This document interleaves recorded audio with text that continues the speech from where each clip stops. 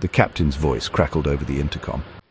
Ladies and gentlemen, this is your captain speaking. We've reached our cruising altitude of 36,000 feet. Sit back, relax, and enjoy the flight.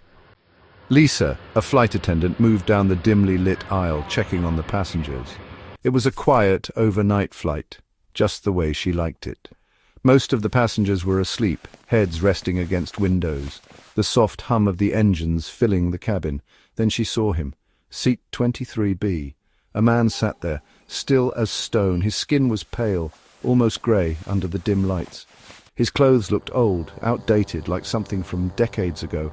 But what made her stomach tighten was his face. He wasn't asleep, he wasn't reading, he was just staring straight ahead. She frowned, pulling out the passenger manifest. Seat 23, B, was supposed to be empty. Her breath hitched. Slowly she stepped forward, her voice steady but quiet. Sir, can I get you something to drink? No response. She swallowed, glancing around. No one else seemed to notice him. Lisa, are you okay? You look like you've seen a ghost. Did you see the man in 23B? Not again. Before Lisa could ask, the cabin lights flickered. The intercom crackled. Ladies and gentlemen, this is your captain speaking. Welcome aboard Flight 713. Lisa's stomach dropped. That wasn't right. Flight 713, that flight crashed 5 years ago.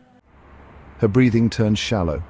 She turned to the cockpit, a cold sweat forming on her back. Her radio buzzed again. A voice, not the pilot's, whispered through the static. Please, help us!